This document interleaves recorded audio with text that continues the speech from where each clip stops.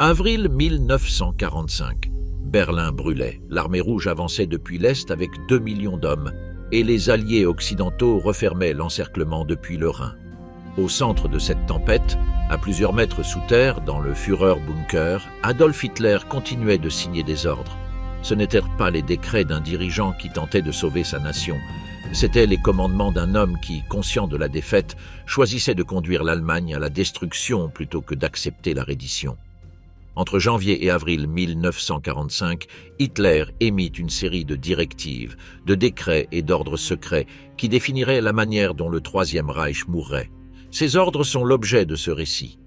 Au cours de l'ascension du Troisième Reich, le Parti national-socialiste avait construit une structure de contrôle absolu sur la société et l'armée allemande, et les effets de cela lors de la chute de l'Allemagne étaient manifestes. Les tribunaux des SS parcouraient les rues de Berlin en pendant des déserteurs aux réverbères avec des pancartes autour du cou portant les mots « traître » ou « lâche ». Le général Hans Krebs, le général Wilhelm Burgdorf et d'autres hauts commandants demeuraient dans le bunker non pas nécessairement par loyauté profonde, mais parce que l'alternative était le peloton d'exécution. Par ailleurs, l'État nazi était une machine qui fonctionnait par procédure. Et tant que Hitler vivait, cette machine continuait de tourner. S'y ajoutait le fanatisme idéologique authentique d'une fraction du commandement, incarné surtout par les chefs des SS qui croyaient jusqu'au bout à la victoire et préféraient l'anéantissement total plutôt que la reddition face aux Alliés. Dans cet environnement, une signature de Hitler avait des conséquences réelles. Elle pouvait mobiliser des armées fantômes, ordonner des exécutions, détruire des infrastructures civiles, organiser des réseaux clandestins ou redistribuer les dernières ressources du Reich. Les ordres que Hitler émit entre janvier et la fin avril 1945 n'avaient guère de sens stratégique, mais ils contribuèrent néanmoins au désastre logistique de l'Allemagne. Beaucoup furent obéis et certains laissèrent des traces indélébiles dans le cours des derniers jours de la guerre et dans le destin de millions de personnes. Il convient également de souligner le rôle que joua la structure physique du Führerbunker dans l'atmosphère de ces semaines. Le complexe souterrain, construit entre 1936 et 1944 comme refuge de dernier recours, était un labyrinthe de petites pièces et de couloirs humides, éclairés par une lumière artificielle 24 heures sur 24. La ventilation y était médiocre, le bruit des générateurs constant et l'impact des projectiles soviétiques transmettaient des vibrations qui rappelaient à tous les présents que la mort se trouvait littéralement au-dessus d'eux. Dans cet environnement claustrophobique, avec le commandement allemand réduit à une poignée d'hommes dans un espace de la taille d'un petit appartement, les décisions que Hitler prenait acquéraient une immédiateté et une intensité sans comparaison avec aucune autre phase de la guerre. Le 16 janvier 1945, lorsque l'armée rouge entra sur le territoire allemand, le Führerbunker était devenu le véritable centre du pouvoir du Reich. La chancellerie du Reich, l'imposant bâtiment qu'Albert Speer avait conçu comme démonstration architecturale de la puissance nazie, était à moitié vide. Les ministères avaient dispersé leurs archives et leur personnel vers le sud et l'ouest. Ce qui restait du gouvernement allemand fonctionnait depuis des bureaux improvisés dans le bunker ou depuis des quartiers généraux provisoires dans des villes secondaires. Berlin, qui quelques mois auparavant encore avait été le cœur administratif d'un continent occupé, se vidait de tout sauf de ses défenseurs et de ses civils les plus pauvres, ceux qui n'avaient pas les moyens de fuir. Dans ce contexte de vide institutionnel, les ordres de Hitler prirent un caractère particulièrement concentré. L'appareil bureaucratique des ministères n'existait plus pour médiatiser, interpréter ou atténuer les directives du Führer. Les instructions du bunker arrivaient directement au commandement militaire et au Gauleiter, sans le filtre de la gestion administrative normale. Le résultat fut que les derniers décrets de Hitler furent, d'une certaine manière, les plus directs et les moins efficaces de toute sa carrière. Des ordres donnés depuis un bunker à un Reich en flammes, sans intermédiaire capable d'en modérer les conséquences. Terre brûlée, le sinistre décret Néron. Le 12 janvier 1945, le maréchal Georgi Zhukov lança l'offensive Vistula-Oder depuis les positions soviétiques en Pologne. 2 jours plus tard, le maréchal Ivan Konev s'y joignit depuis le sud. La rupture du front fut immédiate et dévastatrice. En moins de 72 heures, les formations blindées soviétiques avaient traversé la première ligne défensive allemande et avançait à des vitesses que les commandements de la Wehrmacht n'avaient pas vues depuis les jours des victoires allemandes. Face à cette situation, le chef de l'état-major, le colonel général Heinz Guderian, se rendit au quartier général de Hitler à l'Adlerhorst, dans les montagnes du Taunus, pour demander en urgence le transfert de réserves depuis le front occidental. La situation décrite par Guderian ne souffrait aucun euphémisme. La supériorité soviétique dans le secteur de la Vistule était de 11 contre 1 en infanterie, 7 contre 1 en chars blindés et 20 contre 1 en artillerie. Sans renforts immédiats, le front oriental s'effondrerait en quelques jours. Hitler rejeta la proposition. Depuis la fin décembre, l'offensive des Ardennes était en cours sur le front occidental et il n'était pas disposé à reconnaître son échec en retirant des troupes de ce secteur. Son argument était toujours le même. Les rapports du renseignement étaient exagérés, les soviétiques n'étaient pas aussi puissants que les analyses l'indiquaient et tout signe de faiblesse équivalait à une défaite psychologique. Le résultat fut que les réserves qui auraient pu renforcer le front oriental restèrent à l'ouest, où elles ne pouvaient plus changer l'issue de la campagne des Ardennes, déjà décidée contre l'Allemagne. L'ordre que Hitler émit ces jours-là ne fut pas de renforcer le front oriental, mais de maintenir les positions dans tous les secteurs simultanément. Cette directive de « ne pas reculer d'un pas » reflétait une doctrine que Hitler appliquait depuis les premiers revers en Russie. Elle interdisait toute retraite stratégique et ordonnait de résister sur place, quelle que fût la situation tactique. En 1941, devant Moscou, cette doctrine avait eu un certain sens opérationnel car elle empêcha l'effondrement d'un front menacé de s'écrouler. En janvier 1945, face à une armée rouge dotée d'une supériorité matérielle écrasante, la même doctrine équivalait à ordonner la destruction de ses propres armées. L'impact fut exactement celui que Guderian avait prédit. Durant les 2 premières semaines de l'offensive, les soviétiques avancèrent de plus de 300 km. Des villes comme Łódź, Cracovie et Varsovie tombèrent en quelques jours. À la fin janvier, l'armée rouge avait atteint l'Oder, le dernier grand obstacle naturel avant Berlin, et avait établi des têtes de pont sur la rive occidentale du fleuve. La capitale du Reich se trouvait désormais à moins de 80 km des positions soviétiques avancées. Le 19 mars 1945, Hitler signa ce qui passerait à l'histoire sous le nom de « décret Néron », bien que dans les documents officiels il porta le nom plus sobre de « décret sur les mesures de destruction sur le territoire du Reich ». Son contenu était radical. Toutes les infrastructures militaires, industrielles, de transport et de communication susceptibles de tomber aux mains de l'ennemi devaient être détruites avant son avancée, sans exception. Le décret n'était pas une surprise totale pour ceux qui connaissaient la pensée de Hitler.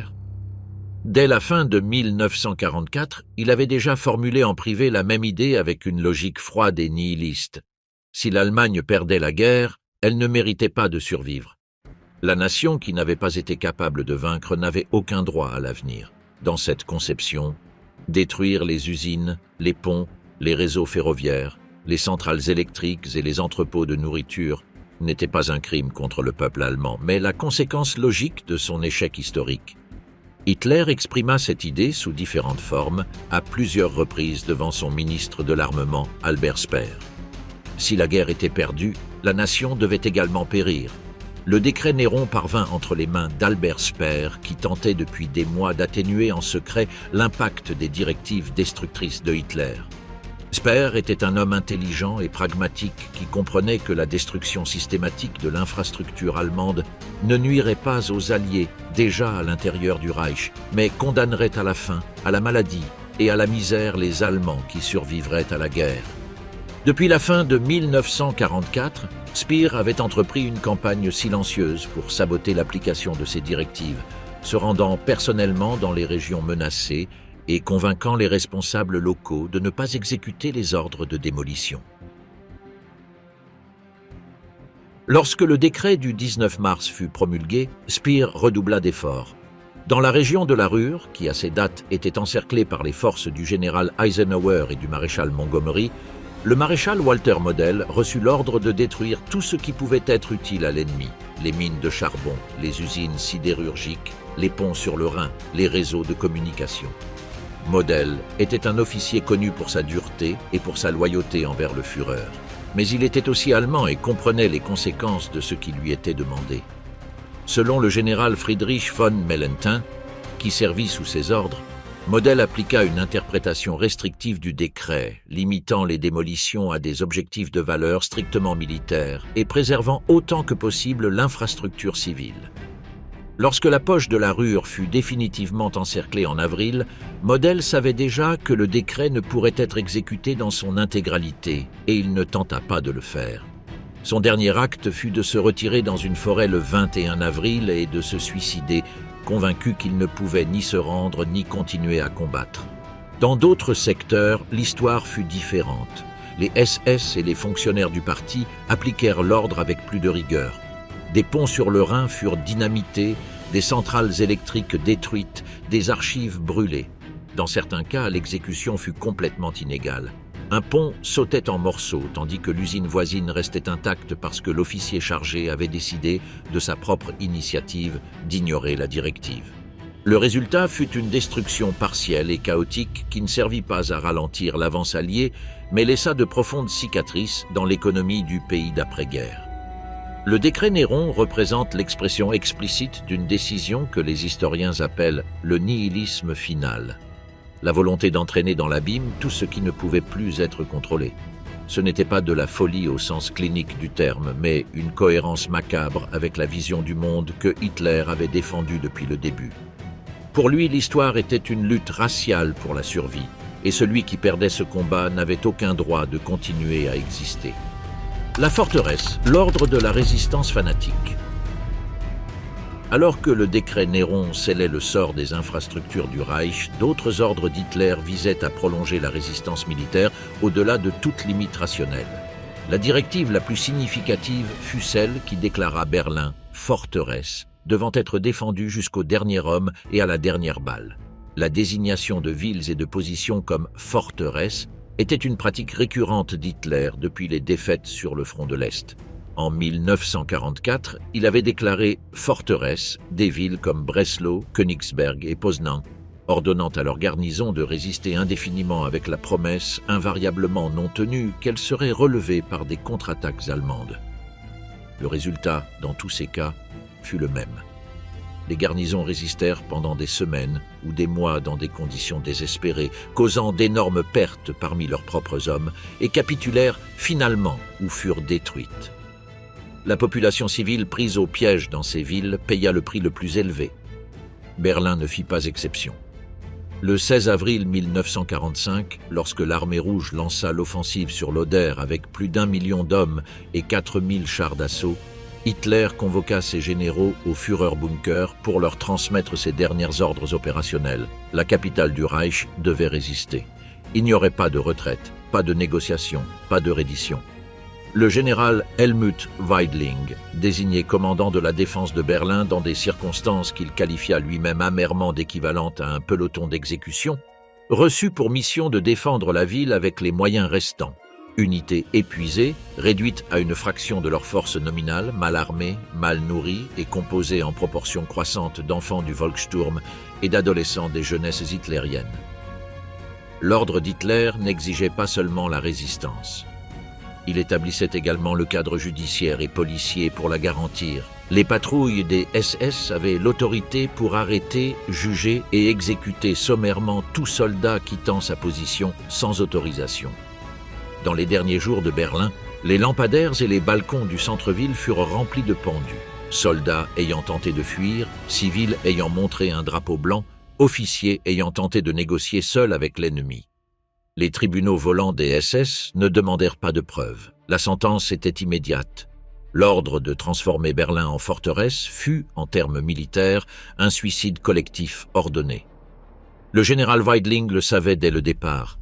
Les chiffres étaient implacables face à près de 400 000 soldats soviétiques resserrant le siège, avec plus de 12 000 pièces d'artillerie et 1500 chars d'assaut.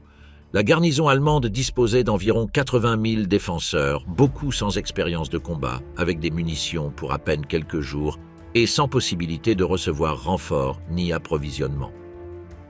Dans son dernier rapport à Hitler, le 29 avril, Weidling lui communiqua que la résistance pouvait se prolonger au maximum de 24 heures supplémentaires. Hitler prit note de l'information et, au lieu d'ordonner la reddition, répondit que les groupes pouvant tenter de se frayer un chemin vers l'extérieur étaient autorisés à le faire, mais que Berlin ne se rendrait pas. Ce fut l'une des dernières instructions opérationnelles qu'il donna avant de se retirer dans ses appartements. La défense de Berlin causa d'énormes pertes des deux côtés. L'Armée rouge perdit plus de 80 000 hommes dans les combats pour la ville, un chiffre qui révèle la dureté de la résistance allemande même dans des conditions désespérées. Du côté allemand, les pertes militaires furent comparables, mais la proportion de civils tués fut extraordinairement élevée. Les bombardements d'artillerie soviétique sur les zones résidentielles, la violence des combats rue par rue et les suicides massifs parmi la population face à l'avancée de l'Armée rouge transformèrent la bataille de Berlin en l'une des tragédies civiles les plus graves de toute la guerre. L'ordre Steiner et la crise du 22 avril. Le 21 avril 1945, Hitler émit l'un des ordres opérationnels les plus insensés de toute la guerre. Il ordonna au général Felix Steiner, commandant d'un groupe d'armées des Waffen-SS sur le front nord de Berlin, de lancer une contre-attaque en tenaille destinée à soulager la pression soviétique sur la capitale. Le plan exigeait que Steiner attaque depuis le nord, tandis que d'autres unités le faisaient depuis le sud, créant une manœuvre d'encerclement qui pousserait les soviétiques hors du rayon de la ville. Hitler avait placé dans cette opération des espoirs disproportionnés par rapport aux moyens disponibles. Les unités sous le commandement de Steiner étaient pour la plupart des fragments de divisions décimés, sans suffisamment de chars, avec une artillerie limitée et un moral ayant atteint sa limite. Steiner évalua la situation sur le terrain et prit la décision de ne pas obéir. Ses troupes n'avaient aucune chance réelle de percer le front soviétique. Lancer l'attaque équivalait à les envoyer à l'abattoir sans aucun bénéfice opérationnel. Lorsque la nouvelle arriva au Führerbunker le 22 avril, Hitler subit l'un des épisodes de colère les plus violents que ses collaborateurs se souviennent avoir jamais vus.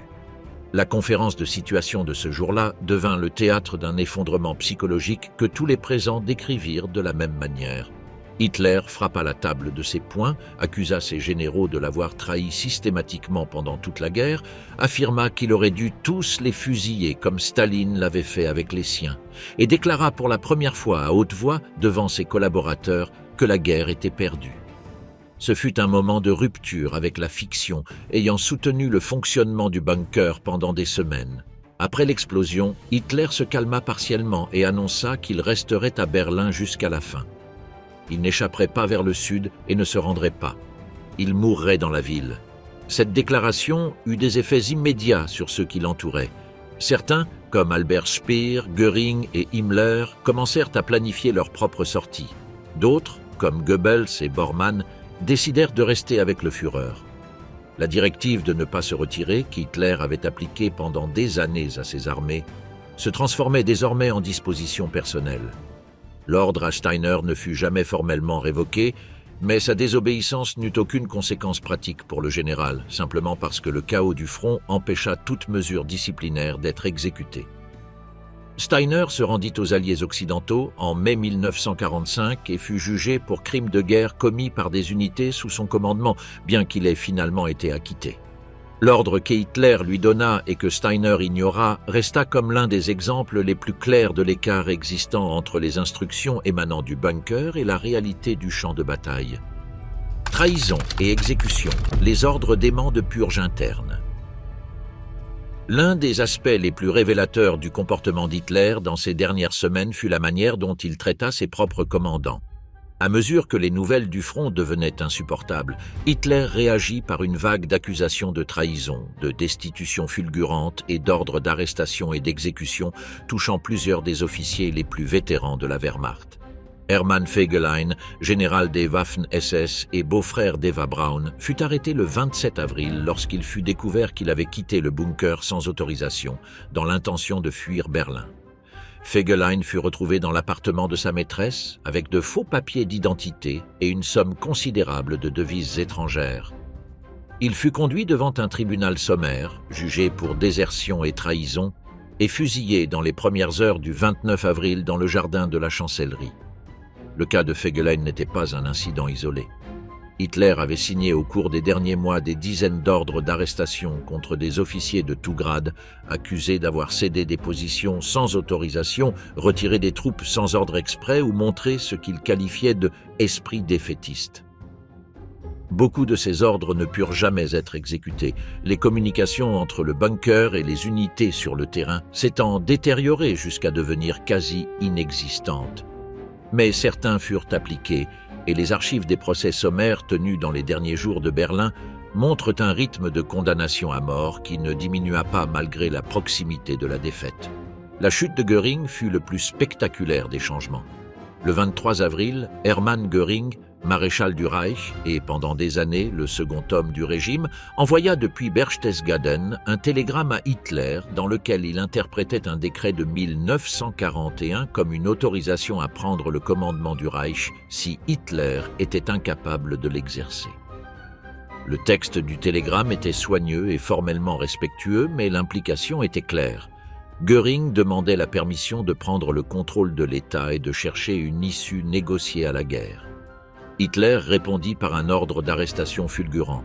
Martin Bormann, qui détestait Göring et avait depuis des mois érodé sa position auprès du Führer, profita de l'occasion pour s'assurer que la chute soit définitive.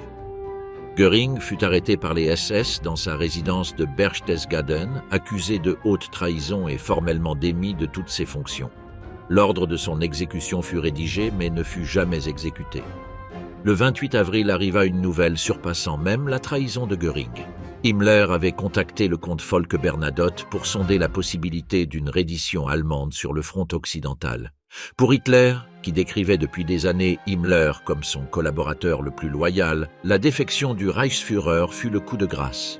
Il ordonna l'arrestation immédiate d'Himmler, bien que l'ordre ne put jamais être exécuté car Himmler se trouvait hors de Berlin, dans un territoire que plus aucun organe fidèle au Führer ne contrôlait. Ces destitutions en chaîne révélaient un schéma. Hitler, incapable de contrôler le front, tentait au moins de contrôler son entourage immédiat. Chaque trahison réelle ou imaginée se transformait en nouvelle purge, en nouvel ordre d'arrestation, en nouvelle exécution.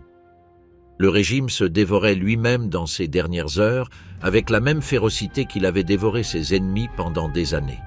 L'ordre Werwolf. Comment faire la guerre après avoir perdu la guerre? Parmi les décisions les plus singulières d'Hitler dans ces derniers mois figure l'impulsion donnée à l'organisation Werwolf. Ce réseau de guérillas clandestines avait été conçu à l'automne 1944 par Heinrich Himmler, qui confia son organisation au général des SS Hans Prutzmann. L'idée était la suivante.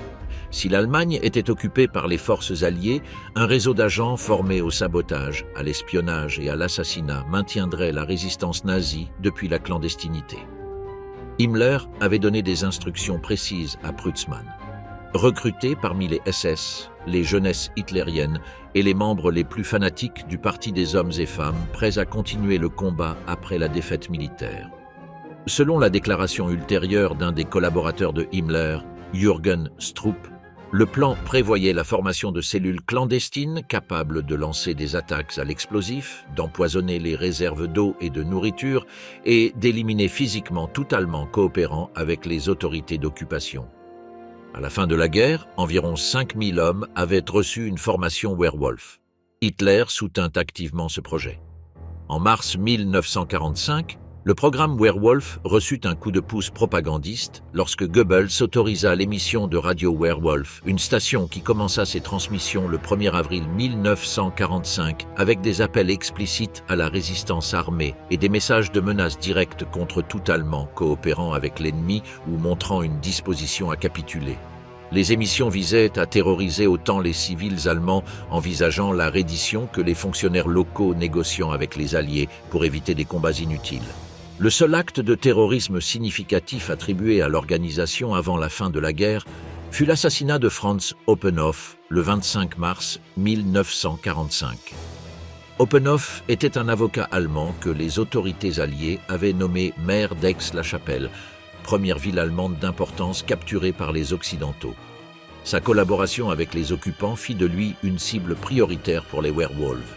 Un commando des SS atterrit en parachute près de la ville, localisa Oppenhoff et l'exécuta à la porte de sa maison. Cependant, le Wehrwolf en tant qu'organisation de résistance durable fut essentiellement une fantaisie. Ses limites étaient structurelles. Il n'existait pas d'idéologie suffisamment enracinée parmi la population générale pour soutenir une guerre de guérilla prolongée. Les Alliés n'étaient pas des occupants étrangers au même titre que les nazis avaient occupé l'Europe. Et l'épuisement physique et psychologique de la société allemande après 6 ans de guerre rendait impossible le recrutement massif de combattants prêts à continuer. La plupart de ceux ayant reçu une formation Wehrwolf se dispersèrent simplement à l'arrivée de la reddition. L'organisation ne constitua jamais une menace sérieuse, mais son existence révèle une fois de plus la volonté d'Hitler de prolonger la violence au-delà de toute logique militaire ou politique. Les Alliés surévaluèrent temporairement la menace Wehrwolf. Les services de renseignement américains et britanniques élaborèrent des rapports projetant la possibilité d'une guerre de guérilla prolongée dans les montagnes du sud de l'Allemagne, alimentée par les milliers de fanatiques des SS pouvant se réfugier dans le soi-disant reduit national. Un complexe de positions défensives dans les Alpes bavaroises que les rapports alliés décrivaient comme une forteresse presque imprenable. Cette image s'avéra largement fictive, amplifiée par la propagande nazie que Goebbels avait délibérément diffusée pour intimider les Alliés et retarder leur avancée vers le sud. En réalité, le reduit national ne fut jamais construit de manière systématique, et lorsque les troupes alliées arrivèrent à Berchtesgaden en mai 1945, elles ne trouvèrent ni défense significative ni noyau de résistance fanatique comme prédit par les rapports de renseignement. Le programme Wehrwolf eut également une dimension interne. Il fut l'un des instruments par lesquels le régime tenta de terroriser la population allemande pour éviter toute collaboration avec les Alliés. Les émissions de radio Wehrwolf menaçaient de représailles non seulement les fonctionnaires négociant avec l'ennemi, mais tout civil montrant des signes d'accueil envers les troupes alliées. Dans plusieurs localités allemandes, ces messages eurent pour effet de dissuader la population de faciliter la reddition pacifique, ce qui, dans certains cas, prolongea inutilement les combats et causa des victimes supplémentaires. Mesure désespérée, le décret Volkssturm et la militarisation des civils. En septembre 1944, Hitler avait signé le décret de création du Volkssturm, la dernière réserve militaire du Reich.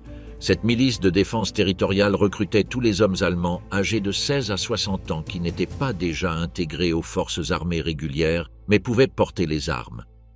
C'était, en pratique, la militarisation de ce qu'il restait de la société civile allemande. Le décret du Volkssturm ne fut pas le dernier du genre.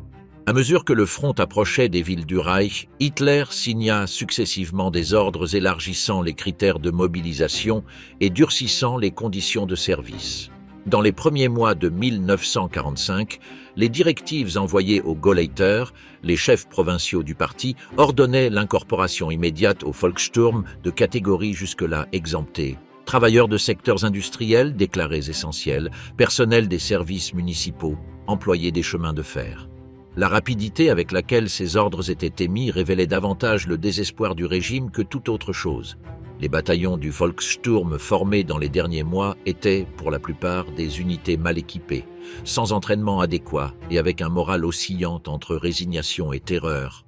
Les armes disponibles étaient insuffisantes et hétérogènes. Fusils italiens, fusils au design simplifié fabriqués dans les dernières semaines de production industrielle et surtout le Panzerfaust, le lance-roquettes anti-chars à usage unique devenu l'arme caractéristique du désespoir final allemand.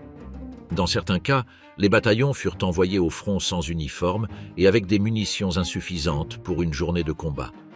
Un commandant du Volkssturm, dont le témoignage fut recueilli dans les archives d'après-guerre, décrivit la situation avec clarté. 400 hommes sous son commandement, ordre d'entrée en ligne en civil, 180 fusils danois sans munitions, 4 mitrailleuses que personne ne savait utiliser, et 100 Panzerfaust devant lesquels ces hommes étaient pris de panique. Les hommes rentrèrent chez eux. C'était la seule chose sensée à faire. Les ordres d'Hitler concernant le Volkssturm ne prévoyaient pas cette possibilité. Les déserteurs étaient traités avec la même sévérité que les déserteurs de l'armée régulière. Tribunaux sommaires, condamnations à mort, exécutions immédiates. Dans les derniers jours de Berlin, les rues étaient jonchées non seulement de combattants soviétiques et allemands morts, mais aussi de civils atteints par des éclats d'obus ou exécutés par les Allemands eux-mêmes sous des accusations de lâcheté ou de trahison. La militarisation forcée de la société civile fut l'un des aspects les plus brutaux de la fin du régime nazi et le résultat direct d'une série d'ordres que Hitler continua à signer jusqu'à ce que les conditions physiques du bunker l'en empêchent. Le spectacle des enfants soldats du Volkssturm dans les rues de Berlin fut l'un des plus impressionnants pour les journalistes et militaires alliés entrant dans la ville après la bataille. Des adolescents de 14 et 15 ans gisaient morts aux côtés de vétérans de la Première Guerre mondiale, tous envoyés au combat par des ordres provenant d'un homme qui n'était pas sorti à l'extérieur depuis le 20 avril, lorsqu'il s'était brièvement montré dans le jardin de la Chancellerie pour remettre des décorations à un groupe de jeunes combattants. Le 20 avril 1945, date du 56e anniversaire d'Hitler, fut également la dernière fois que le Führer reçut dans le jardin de la Chancellerie un groupe de combattants. Parmi eux se trouvaient plusieurs adolescents des jeunesses hitlériennes, certains âgés d'à peine 12 ou 13 ans, décorés pour avoir détruit des chars soviétiques avec des lance-roquettes Panzerfaust. Hitler leur remit personnellement la croix de fer, effleurant leurs joues de ses mains tremblantes dans un geste que les photographes du régime immortalisèrent comme symbole de la continuité du combat. Le lendemain, ces mêmes enfants retournèrent aux positions de combat où la plupart moururent dans les jours suivants. L'utilisation de mineurs au combat n'avait pas été prévue dans le décret initial du Volkssturm qui fixait 16 ans comme âge minimum. Mais les ordres ultérieurs, émis à mesure que la situation se détériorait, abaissèrent cet âge en pratique. Les cadres locaux des jeunesses hitlériennes, imprégnés de la même idéologie fanatique que le reste de l'appareil du parti, recrutaient volontairement des garçons de 14 et 15 ans pour des unités de défense qui, dans de nombreux cas, n'avaient même pas de désignation officielle. Ces unités opéraient en marge de toute structure de commandement formelle, n'ayant d'ordre que de défendre chaque mètre de terrain avec ce qu'elles avaient sous la main. Destruction de preuves, les ordres pour éliminer camps et prisonniers. Parmi les ordres les plus sombres signés par Hitler et Himmler dans les derniers mois de la guerre figurent ceux concernant les prisonniers des camps de concentration. Avec l'avancée alliée, les camps qui avaient été le centre du système d'extermination nazi se trouvaient exposés à la libération, ce qui signifiait que les survivants pourraient témoigner au monde de ce qui s'était passé. Les directives émises entre janvier et avril 1945 variaient, mais tournaient toutes autour de la même obsession: empêcher que les prisonniers tombent entre les mains des Alliés. Les conséquences pratiques de ce principe furent les marches de la mort, le transfert forcé de dizaines de milliers de prisonniers depuis les camps de l'Est vers l'intérieur du Reich, à pied, dans des conditions d'hiver extrêmes, sans nourriture ni protection suffisante, avec l'ordre de fusiller quiconque ne pouvait suivre le rythme. Les registres des marches depuis Auschwitz, Stutthof, Sachsenhausen et d'autres camps témoignent d'une cruauté qui ne diminua pas malgré la proximité de la défaite. Les gardes des SS tiraient sur les prisonniers épuisés, sur ceux qui tentèrent de fuir et, dans certains cas, sur des groupes entiers lorsque le convoi approchait de localités où les habitants pouvaient voir ce qui se passait. La question de savoir si ces marches étaient ordonnées depuis Berlin ou étaient des initiatives locales des commandants des SS a été débattue par les historiens. La réponse, la mieux documentée, indique qu'il existait une directive générale émise par Himmler avec la connaissance et l'approbation d'Hitler, ordonnant qu'aucun prisonnier de camp de concentration ne tombe vivant entre les mains de l'ennemi. L'application concrète de ce principe était laissée aux commandants de chaque camp, produisant des résultats variables. Certains organisèrent des marches méthodiques vers l'ouest, d'autres exécutèrent les prisonniers en masse avant de quitter les installations, et dans certains cas précis, comme le camp de Neuengamme, les prisonniers furent embarqués sur des navires ancrés dans la Baltique qui furent ensuite coulés accidentellement par l'aviation britannique, causant des milliers de victimes. Il est important de souligner que ces ordres ne surgirent pas de manière improvisée dans les derniers jours. Ils étaient la conséquence finale d'une politique d'extermination qui avait été au cœur du projet nazi bien avant le début de la guerre. Ce qui changea dans les derniers mois fut le ton d'urgence et l'ampleur du chaos administratif. Les commandants intermédiaires recevaient des instructions contradictoires, les communications échouaient, les ressources nécessaires pour exécuter les ordres dans les conditions spécifiées n'existaient tout simplement pas. Le résultat fut un mélange macabre de brutalité organisée et d'improvisation criminelle qui coûta la vie à un nombre de prisonniers estimé par les historiens à des dizaines de milliers entre janvier et mai 1945. La chute de Göring, la trahison d'Himmler et la nomination de Dönitz. Les dernières semaines au Führerbunker furent remarquées par une accélération des intrigues politiques au sein même du noyau du régime. Le 23 avril, le télégramme de Göring déclencha une crise qui mijotait depuis un certain temps. La chute de Göring ne fut pas seulement l'expulsion d'un individu, mais la conséquence de la destruction planifiée que Bormann avait menée pendant des mois, alimentant la méfiance d'Hitler envers le maréchal du Reich. L'ordre signé par Hitler ce jour-là destituait Göring de toutes ses fonctions, le renvoyait du parti et le dénonçait pour haute trahison.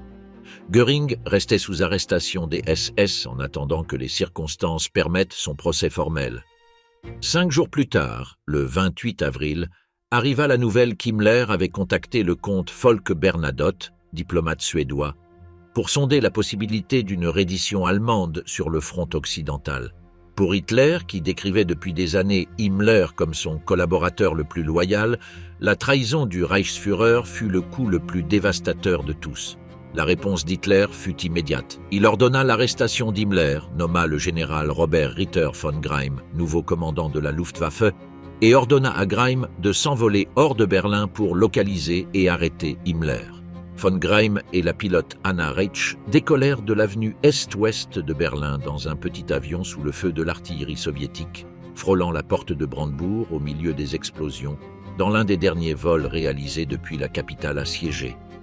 Dans ce même contexte de trahison déclarée et de fidélité rompue, Hitler dicta les instructions pour le testament politique et la succession du pouvoir. Le grand amiral Karl Dönitz, qui était resté à l'écart des intrigues du bunker et dont la loyauté n'avait jamais été remise en question, fut désigné président du Reich, ministre de la guerre et commandant en chef des forces armées. Goebbels reçut la chancellerie et Bormann fut nommé ministre du parti. Schörner fut confirmé comme commandant en chef de l'armée. La répartition des postes dans un État qui n'existait plus avait quelque chose de théâtral et macabre, mais Hitler la rédigea avec le même soin formel qu'il aurait apporté à toute disposition gouvernementale dans les jours de sa plus grande puissance. L'ordre de nomination de Dönitz fut transmis par radio à son quartier général à Plön, dans le Schleswig-Holstein, où l'amiral le reçut le 30 avril. Dönitz, qui ignorait la mort d'Hitler au moment où il reçut le message, interpréta initialement sa nomination comme une élévation dans la hiérarchie existante et non comme un blanc-seing pour négocier la reddition. Il fallut encore quelques jours pour qu'il comprenne la situation réelle et décide que la seule issue était la capitulation, qu'il signa le 8 mai 1945. Le testament politique, le dernier ordre rédigé par Hitler. Dans les premières heures du 29 avril 1945, quelques heures seulement après avoir célébré son mariage avec Eva Braun, Hitler dicta à sa secrétaire Traudl Jung les 2 documents constituant son héritage écrit final, le testament politique et le testament personnel. Ce sont, à tous égards, les derniers ordres signés par Hitler, et leur contenu reflète clairement ce qui resta invariable dans sa pensée jusqu'au dernier instant. Le testament politique possède une structure double. Dans sa première partie, Hitler explique les raisons pour lesquelles la guerre fut inévitable et accuse explicitement les Juifs de l'avoir provoquée. Il n'y a aucune concession à la réalité militaire, aucune reconnaissance des erreurs stratégiques, aucune allusion à sa propre responsabilité dans les décisions ayant conduit à la défaite. Le récit est le même que celui qu'Hitler avait soutenu depuis le début. L'Allemagne avait été victime d'une conspiration internationale et ceux qui l'avaient servi étaient des héros dont le sacrifice resterait gravé dans l'histoire. Dans sa deuxième partie, le testament politique fonctionne comme un décret de réorganisation de l'État. Speer, Göring et Himmler sont exclus du parti et dépouillés de toutes leurs fonctions. Dönitz reçoit la nomination de successeur avec le titre de président du Reich. Goebbels est nommé chancelier et Bormann ministre du parti. Schörner est confirmé comme commandant en chef de l'armée. 3 messagers sont désignés pour porter des copies du testament à Dönitz, dans le nord, à Schörner, dans le sud et au quartier général de l'OKW. L'un de ces messagers fut le major Willy Johann Mayer, qui réussit à sortir du bunker par les tunnels du métro et à s'échapper vers l'ouest avant la capitulation. Un autre fut l'adjudant Heinz Lorenz, portant une copie destinée au quartier général de l'OKW, déjà sans localisation fixe dans ces jours de chaos. Le troisième fut l'agent des SS Wilhelm Zander, chargé par Bormann de livrer le document à Dönitz. La clause finale du testament politique est celle qui a été le plus fréquemment citée par les historiens. Hitler exhortait les futurs dirigeants de la nation à observer scrupuleusement les lois de la race et à opposer une résistance implacable à l'empoisonneur universel de tous les peuples, la judaïté internationale. Au seuil de la mort, les canons soviétiques à moins de 2 kilomètres de son refuge, l'homme qui avait ordonné l'extermination systématique de 6 millions de juifs européens concluait sa carrière politique avec la même obsession qu'il avait eue au début. Il n'y eut ni rétractation, ni reconnaissance des crimes commis, ni même la moindre insinuation qu'il y ait eu une erreur dans son projet. Le testament personnel, dicté simultanément, portait sur des questions plus prosaïques, le partage de ses effets personnels, l'instruction que ses œuvres d'art soient données à un futur musée à Linz, la ville autrichienne où il avait grandi, et la ratification de son mariage avec Eva Braun. Les deux documents furent signés et authentifiés devant témoins dans le bunker. La signature d'Hitler n'était plus celle d'autrefois. Sa main tremblait selon le diagnostic du médecin qui l'examina dans ses derniers jours, le professeur Ernst Schenk, symptôme indubitable de la maladie de Parkinson. Les documents les plus importants, signés par Hitler dans toute sa vie, furent paraphés d'une écriture tremblante, presque méconnaissable. Sans laisser de traces, l'ordre d'Hitler de détruire son propre corps. Le dernier ordre émis par Hitler fut le plus personnel de tous. Avant de se retirer dans ses appartements dans l'après-midi du 30 avril, il donna des instructions précises à son aide SS, le major Otto Günsche. Les corps d'Hitler et d'Eva Braun devaient être incinérés dans le jardin de la chancellerie immédiatement après leur mort, afin qu'ils ne puissent être identifiés ni capturés par les soviétiques. L'instruction n'était pas arbitraire. Hitler avait contemplé avec horreur le sort du cadavre de Benito Mussolini, assassiné et confirmé le 29 avril. Le corps du Duque et celui de sa maîtresse Claretta Petacci avaient été suspendus tête en bas sous un auvent d'une station-service à Milan, exposés à l'humiliation publique d'une foule qui les crachait, frappait et mutilait. L'image de cette fin convainquit Hitler qu'il devait garantir que son propre cadavre ne subirait pas un destin similaire. Günsche reçut l'instruction et organisa l'opération. Le chauffeur personnel d'Hitler, Erich Kempka, fut chargé de se procurer le carburant nécessaire, environ 150 litres d'essence rassemblés à partir de différents dépôts du bunker et transportés en bidon jusqu'au jardin de la chancellerie. Les deux corps, celui d'Hitler enveloppé dans une couverture de laine, furent extraits par la sortie de secours du bunker et déposés dans un petit cratère d'obus dans le jardin. Les témoins présents comprenaient Goebbels, Bormann, le général Krebs, le général Burgdorf et plusieurs membres du personnel du bunker. Günsche arrosa les corps d'essence et les enflamma à l'aide d'une torche improvisée. Les présents levèrent le bras en salut nazi tandis que les flammes commençaient à brûler. Le feu dura plusieurs heures. Les restes furent recouverts de terre dans le même cratère. 3 jours plus tard, le 3 mai, un soldat de l'armée rouge découvrit le cratère et signala la découverte. Les restes carbonisés furent exhumés, soumis à des analyses médico-légales par des équipes du NKVD soviétique et transférés à Moscou, où ils restèrent sous secret d'État pendant des décennies. L'instruction d'Hitler d'incinérer son propre corps ne fut pas pleinement exécutée comme il l'avait envisagé. Les restes étaient reconnaissables, au moins partiellement, et les soviétiques les identifièrent par comparaison avec des dossiers dentaires.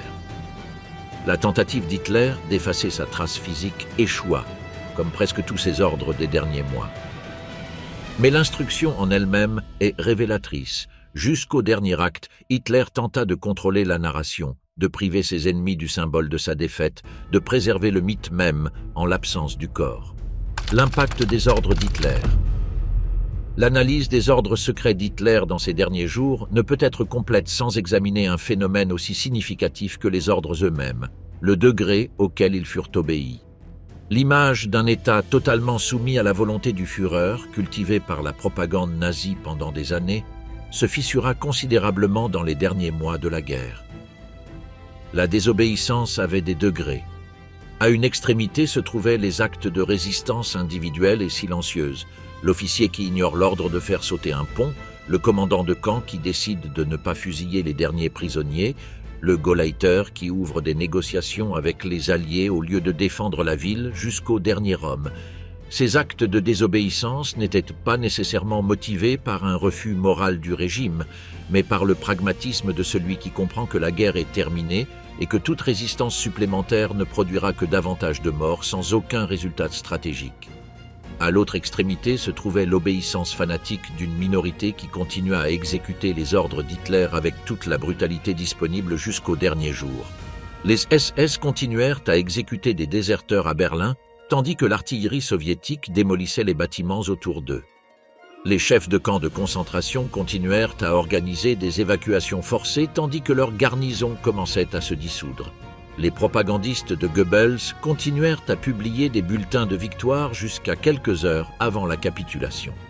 Le cas d'Albert Speer mérite une attention particulière. Speer avait été l'un des plus proches collaborateurs d'Hitler pendant des années, architecte et ministre de l'armement, et dans les derniers mois du régime, il devint le saboteur le plus efficace du décret Néron et d'autres ordres destructeurs.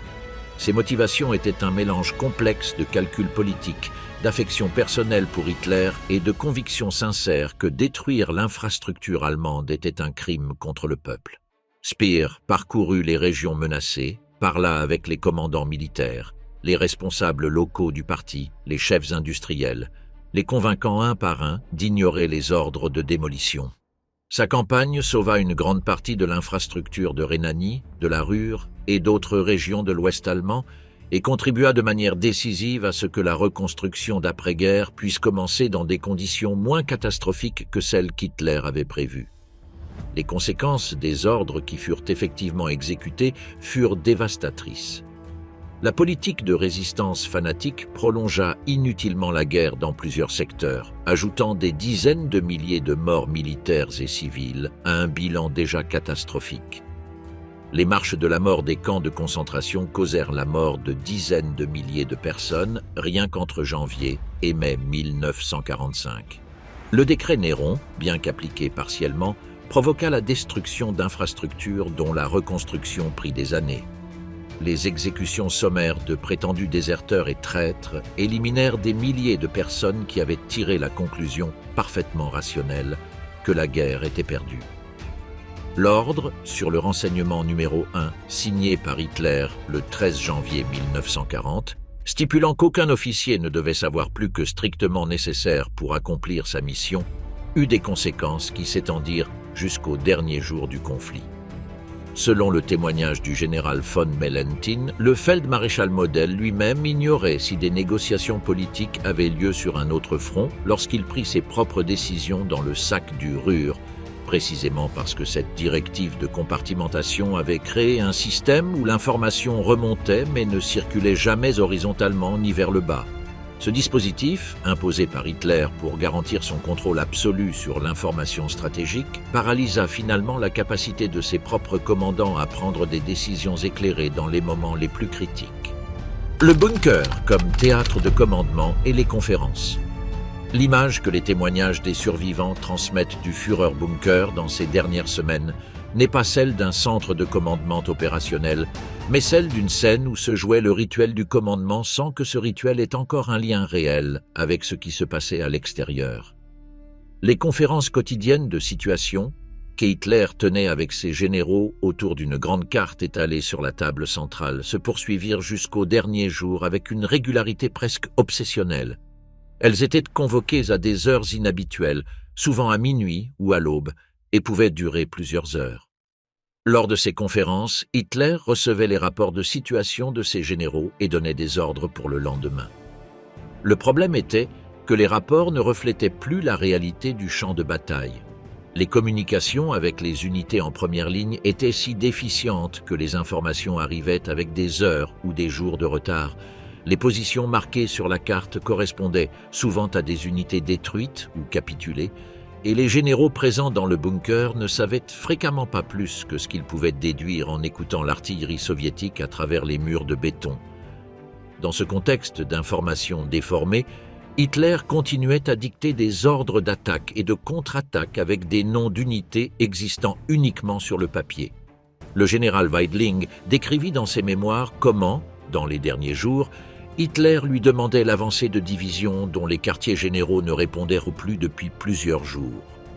Lorsque Weidling l'informait que ces divisions n'existaient plus comme unités de combat, Hitler ordonnait de former des groupes de combat avec les survivants, comme si la création d'une nouvelle désignation pouvait compenser la disparition des hommes qui auraient dû les composer.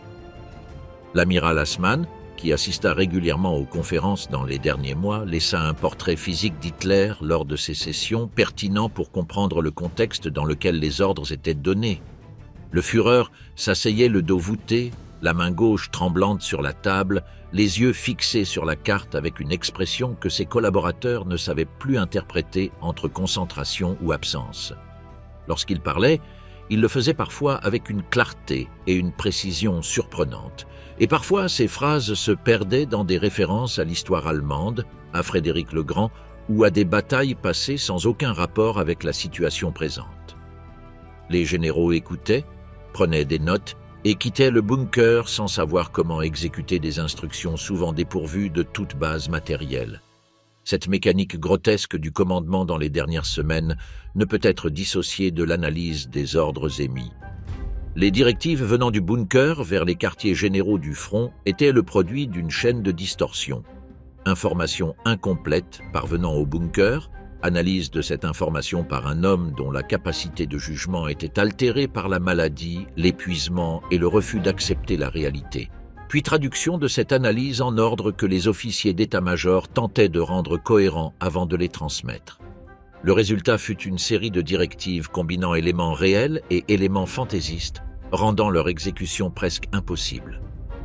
Les dernières heures d'Hitler et la fin du Troisième Reich. Dans les 48 dernières heures avant sa mort, Hitler continuait de recevoir des rapports du front et de donner des instructions, bien que le mécanisme de commandement se fût désintégré au point que beaucoup de ses ordres n'atteignaient jamais leur destinataire ou arrivaient trop tard pour être exécutés. Dans la nuit du 29 au 30 avril, après la cérémonie de mariage et la signature du testament, Hitler consacra les dernières heures avant l'aube à des conversations avec ceux qui restaient dans le bunker.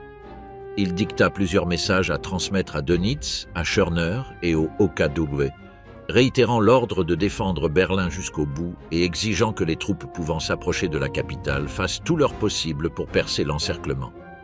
Ces messages furent envoyés, mais la réalité du front rendait toute réponse impossible. Le 12e armée de Wenck, à laquelle Hitler avait confié dans ses plans la mission de relever Berlin depuis le sud, était immobilisée devant les positions soviétiques au sud du lac Schwielów et n'avait aucune chance d'avancer.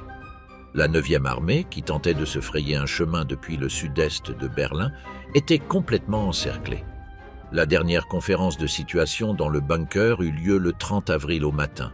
Les rapports reçus confirmaient que la situation était absolument irrécupérable. L'armée rouge contrôlait le Reichstag et avançait vers la chancellerie. Les communications avec les unités extérieures avaient été complètement interrompues et la garnison de Berlin disposait de munitions pour seulement quelques heures de combat supplémentaires. Hitler écouta les rapports en silence, posa quelques questions et ne donna aucun nouvel ordre opérationnel. Il déjeuna avec ses secrétaires et sa cuisinière, puis, à 2h30 de l'après-midi, se retira dans sa chambre avec Eva Braun. À 3h20, selon le témoignage de Günsche, un coup de feu fut entendu. Pour Hitler, la guerre était terminée. Les derniers ordres de l'État nazi ne furent pas signés par Hitler, mais par Dönitz, depuis son quartier général dans le nord. Le 7 mai 1945, le général Alfred Jodl signa à Reims la reddition inconditionnelle de toutes les forces armées allemandes devant les puissances occidentales. Le 8 mai, le maréchal Wilhelm Keitel signa à Berlin-Karlshorst la même reddition devant les représentants soviétiques. Ces signatures clôturaient le cycle des ordres qui avait commencé, à Berlin même, 12 ans auparavant. La reddition fut une opération de plusieurs jours impliquant la dissolution progressive de l'appareil de commandement qui avait continué de fonctionner par inertie et par peur pendant des semaines après que la défaite fut devenue mathématiquement inévitable. Le gouvernement de Dönitz, installé à l'école navale de Flensburg, près de la frontière danoise, survécut nominalement jusqu'au 23 mai, lorsque les officiers du gouvernement provisoire furent arrêtés par les Alliés et que le dernier vestige formel de l'État nazi disparut. Ce jour-là, Heinrich Himmler, qui avait vainement tenté de négocier un rôle pour lui-même dans l'Allemagne d'après-guerre, fut arrêté et se suicida en avalant une capsule de cyanure. Hermann Göring, qui avait survécu sous arrestation des SS jusqu'à la fin de la guerre, fut livré aux Alliés et transféré à Nuremberg pour y être jugé. Martin Bormann, qui avait tenté de fuir le bunker dans les jours suivant la mort d'Hitler, disparut et fut déclaré mort pendant des décennies, jusqu'à ce que ses restes soient identifiés en 1972 lors d'une fouille à Berlin. La période s'étendant du 16 janvier 1945, lorsque l'armée rouge franchit la frontière du Reich, jusqu'au 30 avril, date de la mort d'Hitler dans le bunker, dura 104 jours. Pendant ce temps, les ordres signés par Hitler causèrent la mort d'un certain nombre de personnes, tant militaires que civiles, que les historiens estiment à plusieurs centaines de milliers, rien que sur le front européen. Aucun de ces ordres ne changea l'issue de la guerre qui était décidée depuis des mois. Aucun ne servit à protéger le peuple allemand, dont certains de ces ordres visaient à la destruction. Ce qu'ils firent, ce fut prolonger l'agonie, amplifier l'ampleur du désastre et s'assurer que l'effondrement du Troisième Reich fut le plus violent et dévastateur possible. La trace des ordres et leurs conséquences. Les ordres secrets signés par Hitler dans ces derniers jours ont laissé des traces que les chercheurs ont retracées pendant des décennies. Beaucoup des documents originaux furent délibérément détruits par des membres du régime cherchant à effacer les preuves de leurs activités. D'autres tombèrent entre les mains des soviétiques et restèrent inaccessibles dans les archives de Moscou pendant des décennies, jusqu'à ce que l'ouverture partielle de ces fonds après 1991 permette aux historiens de reconstituer plus précisément ce qui s'était passé dans le bunker. Le testament politique d'Hitler fut récupéré dans les semaines suivant la chute de Berlin et authentifié par plusieurs témoins présents lors de sa signature. Le major Willy Johann Meyer cacha sa copie dans une bouteille enterrée dans le jardin de sa maison, où elle fut retrouvée en 1945 par des enquêteurs alliés. L'original est aujourd'hui conservé aux Archives fédérales d'Allemagne. Le décret Néron fut l'un des documents centraux du processus de dénazification d'après-guerre. Albert Speer fut jugé à Nuremberg, en partie pour avoir utilisé du travail forcé dans la production d'armements, mais le fait qu'il ait activement saboté les ordres de destruction d'Hitler fut considéré comme une circonstance atténuante. Speer fut condamné à 20 ans de prison, échappant à la potence à laquelle furent condamnés ses coaccusés. Les comptes rendus des dernières conférences du bunker parvinrent aux historiens grâce aux témoignages de survivants interrogés par les puissances alliées dans les mois suivant la reddition. Traudl Jung, la secrétaire ayant pris le dicté du testament d'Hitler, vécut jusqu'en 2002 et laissa des mémoires détaillées de ce qu'elle avait vécu dans le bunker. Le général Weidling fut capturé par les soviétiques, longuement interrogé, et mourut dans un camp de prisonniers soviétiques en 1955. Otto Günsche fut capturé par les soviétiques en 1945 et garda longtemps le secret sur les derniers moments d'Hitler, jusqu'à ce qu'il livre finalement son témoignage aux chercheurs occidentaux. Ce qui émerge de cet ensemble de documents et de témoignages est un tableau cohérent et sombre, celui d'un homme qui, au moment de la défaite totale, ne modifia en rien les prémices fondamentales de son projet politique et militaire, mais en porta les conséquences les plus radicales. Les ordres signés par Hitler dans ces derniers jours ne furent pas les actes d'un homme déséquilibré ayant perdu le contact avec la réalité. Ils furent, au contraire, l'expression la plus pure et cohérente de ce qu'Hitler avait toujours été. Quelqu'un pour qui la destruction, lorsque la victoire était impossible, était la seule réponse acceptable. Cette cohérence finale est l'aspect le plus inquiétant de l'héritage de ces semaines. Le procès de Nuremberg, qui commença en novembre 1945, utilisa largement les documents saisis du régime nazi, y compris de nombreux ordres émis dans les derniers mois de la guerre. La présentation de ces documents au tribunal révéla pour la première fois de manière systématique et publique la chaîne de commandement reliant les ordres signés dans le bunker aux crimes commis dans les camps de concentration lors des marches de la mort et des exécutions sommaires des derniers jours. Ce fut également à Nuremberg que fut établi le principe selon lequel l'obéissance aux ordres n'exonère pas de la responsabilité pénale ceux qui les exécutent, un principe qui allait transformer pour toujours le droit international. Les accusés, ayant tenté de se protéger derrière l'argument de « simples exécutants d'ordre », constatèrent que cet argument n'était pas recevable comme défense. Les archives des ordres d'Hitler furent, à cet égard, un instrument de justice auquel Hitler lui-même n'avait pas pensé.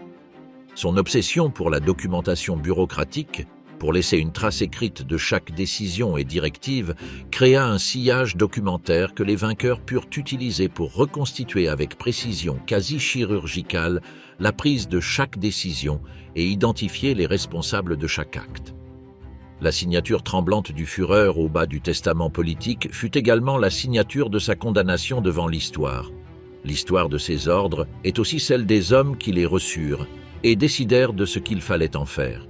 Chacun de ces hommes, du Feldmaréchal Model jusqu'au commandant anonyme du Volkssturm qui renvoya ces hommes chez eux, prit une décision ayant des conséquences réelles sur des vies réelles. Les ordres d'Hitler ne fonctionnaient pas dans le vide. Ils nécessitaient une chaîne de personnes disposées à les obéir et dans les derniers mois de la guerre, cette chaîne commença à se rompre à ses maillons les plus faibles, à ceux qui conservaient suffisamment de sens de la réalité pour comprendre qu'obéir équivalait à tuer sans aucun but. Que cette rupture soit survenue trop tard pour éviter le catalogue d'horreurs des derniers mois n'enlève rien à son importance. Elle eut bel et bien lieu.